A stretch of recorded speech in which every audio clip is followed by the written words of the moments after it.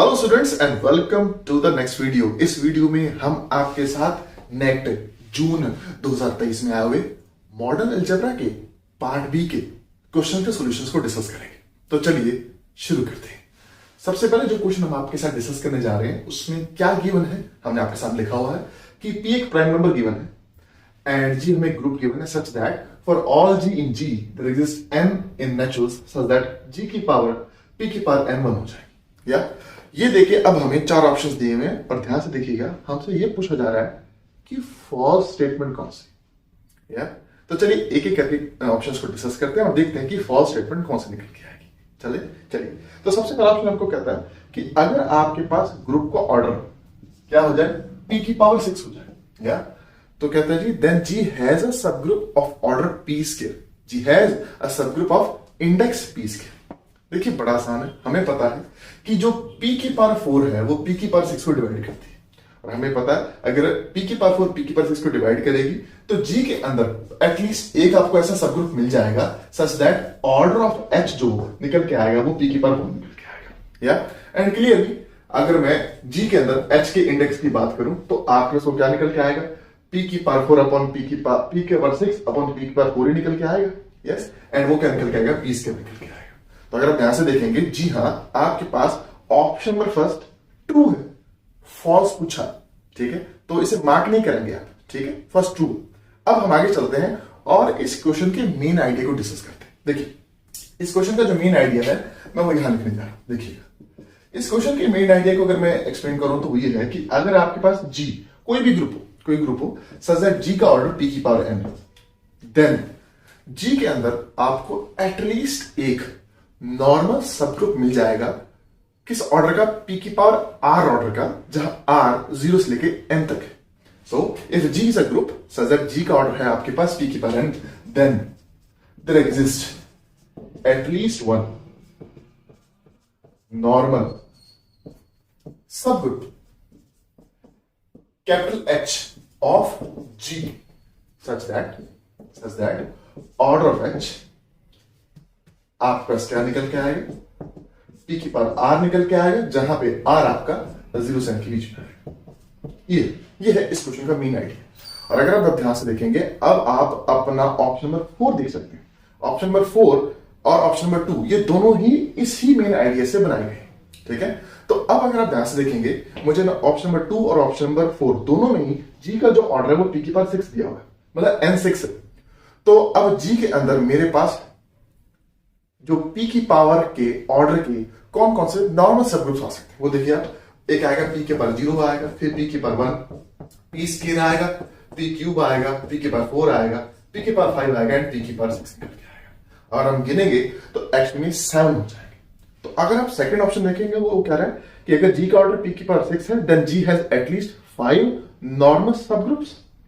या एंड ये सारे के सारे नॉर्मल हो जाएंगे, ठीक है जी। एंड नेक्स्ट वो क्या कह रहा है आपके पास fourth option there exist g with order of g is equal to p की power 6, fourth option such that g has exactly 6 normal subgroups. जी नहीं, आपका 7 निकल के आएंगे इस केस में। तो आप देखेंगे कि सेकंड ऑप्शन ट्रू हो जाएगा, आंसर नहीं होगा, फोर्थ फॉल्स हो जाएगा तो आंसर हो जाएगा। मतलब इस केस में जो सही जवाब है वो ऑप्शन नंबर 4 निकल के आएगा। या फिर भी अगर मैं ऑप्शन नंबर 3 की अगर मैं बात करूं तो वो क्या कह रहा है, क्या G centre of g can be infinite, ठीक है जी। तो अब उसने जब क्वेश्चन बनाया तो क्वेश्चन में उसने ये नहीं कहा था कि जो जी है फाइनाइट ऑर्डर का ही होगा, इनफिनिट ऑर्डर का भी तो हो सकता है।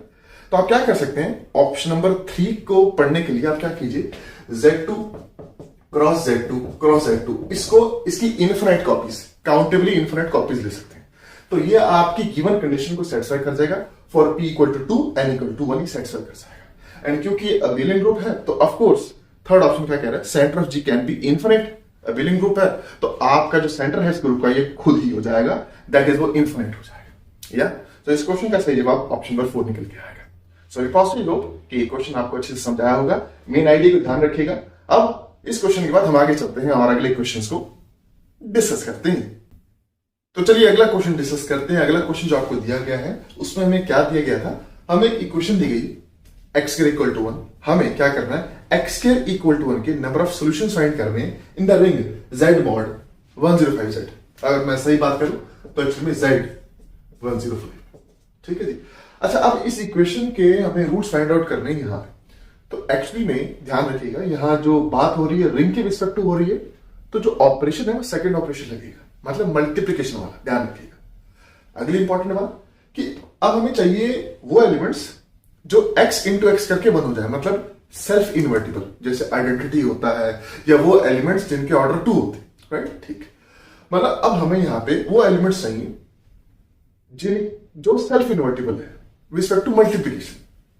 अब जो self invertible with respect to multiplication है ना, ऐसे एलिमेंट्स हमें कहां मिलते हैं? वो हमें मिलते हैं Z105 की यूनिट्स वाले ग्रुप में। अगर मैं बात करूं U105 या फिर U Z के पैरों में 105, या और अब हमें पता है जो 105 है हम इसको तोड़ सकते हैं ना बड़े तरीके से, इसे तोड़ सकते हैं 3 इंटू 5 इंटू 7, या है ना? ठीक है, तो U of Z of 105, this is actually isomorphic to U of course 3, है ना, cross U of course 5 and cross U of 7। ठीक है, ये हो गया। ऑलराइट, मतलब हमें अब क्या चाहिए? हमें यहां पे वो एलिमेंट्स चाहिए जिनका ऑर्डर 1 है या 2, बस वही चाहिए। ठीक है, ओके।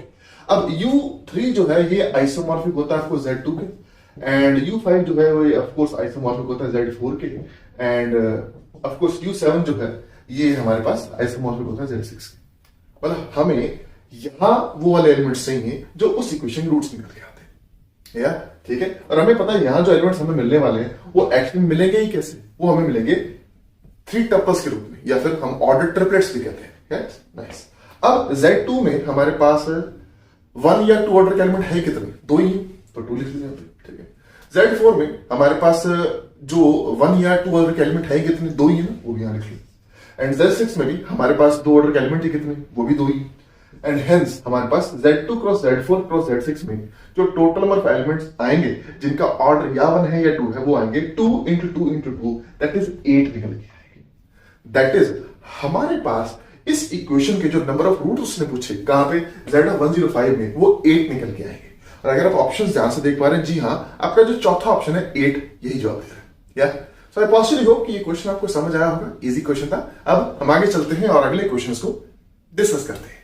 चलिए फिर अगला क्वेश्चन डिस्कस करते हैं। अगले क्वेश्चन हमने क्या दिया हुआ? हमें दिया था कि जी ग्रुप दिया गया था जिसका ऑर्डर 10 था, ठीक है, और उसकी हमें क्लास इक्वेशन के बारे में डिस्कस करना था। एग्जैक्ट अगर मैं क्वेश्चन पढ़ूं तो वही कह रहा था, which of the following equations can occur as the class equation of a group of order 10। ठीक है, देखिए इस क्वेश्चन के लिए 2 मेन आइडियाज हैं। अगर आपको वो पता हो तो क्वेश्चन बड़े आसानी से हो जाएगा। आगे सबसे पहले मैं मेन आइडिया नंबर 1 की बात करूं, ठीक है जी। तो पहले आइडिया पे मुझे ये समझ आता है कि अगर मेरे पास G एक अबेलियन ग्रुप हो, G is an abelian group, ठीक है, सच दैट G का ऑर्डर जो हो वो n, ठीक है, तो इस ग्रुप की जो आपके पास क्लास इक्वेशन निकल के आती है ना, तो ऑर्डर ऑफ G बराबर हो जाता है of course 1 + 1 + 1 and so on, how many times? n times. ये तो आप नोटिस करेंगे कि इस मेन आइटम नंबर 1 से ही आप इस क्वेश्चन को अभी के अभी खत्म कर सकते हैं। कैसे? G 10 ऑर्डर का ग्रुप दिया हुआ, ठीक है, G को मैं सीधा Z10 ले लेता हूं, और Z10 हम जानते ही साइक्लिक ग्रुप होता है, हेंस अबेलियन ग्रुप होता है। तो पक्की बात है उसकी जब आप क्लास इक्वेशन लिखेंगे तो वो ऐसे निकल के आएगी। मतलब इस केस में आपका ऑप्शन नंबर ए बिल्कुल ठीक निकल के आएगा। क्वेश्चन यही खत्म। अब थोड़ा सा कुछ सीख लेते हैं, तो चलिए आगे बढ़ते हैं और मेन आइडिया नंबर 2 को डिस्कस करते हैं। ठीक है जी। ना मेन आइडिया नंबर 2 की अगर मैं बात करूं, ठीक है जी, तो इसमें यह है कि अगर आपके पास कोई ग्रुप G है सच दैट G का जो ऑर्डर है वो 2p टाइप का, 2 टाइम्स p है ना, जहां p कोई ऑर्डर पर है। ऑलराइट, ठीक है, ओके। तो हमारे पास जो G है ना वो 2 तरह का है, या तो G आइसोमॉर्फिक निकल के आता है Z2p, ठीक है, या फिर जो G है वो आइसोमॉर्फिक निकल के आता है dp। अब dp क्या है? वो जो डायहेड्रल ग्रुप होता है ना जिसका ऑर्डर 2p होता है, उसके। तो अगर मैं इस क्वेश्चन के साथ इसको कनेक्ट करूं तो आप ध्यान से देखेंगे मैं यहां पे क्या कर सकता हूं, मैं p को 5 ले सकता हूं, है ना। तो ये चीज मेरे पास यहां पे क्या हो जाएगी? Z10 हो जाएगी। और अगर मैं इसकी बात करूं तो ये D5 हो जाएगा। ऑलराइट, Z10 के बारे में हम पहले बात कर चुके हैं, तो ये ऑप्शन हो जाएगा। एंड अगर मैं D5 की बात करूं, इसका हमें पता है ऑर्डर 10 होता है, लेकिन इसकी जब आप क्लास इक्वेशन लिखते हैं तो वो क्या निकल के आती है? 1 + 2 + 2 + 5 निकल के आती है ना। जहां ये 5 कौन से वाले हैं? वो रोटेशन वाले, और ये 2 वाले कौन से हैं? वो रिफ्लेक्शन वाले। ठीक है, ये आपकी क्लासिक क्वेश्चन निकल के आती है 10 ऑर्डर के नॉन रिमेनिंग ग्रुप की। तो आप देखेंगे 1 + 2 + 2 + 5 ये इसमें किसी के पास नहीं आ रही, ठीक है जी, इसलिए आपके बी सी डी ऑप्शन यहाँ पे कैंसिल हो जाएगा और आपका सही जवाब इस केस में ऑप्शन नंबर ए हो जाएगा। या सो आई पॉजिटिवली होप कि ये क्वेश्चन भी आपको बहुत अच्छे से समझाया होगा। अब हम आगे चलते हैं और अगले क्वेश्चंस को डिस्कस करते हैं।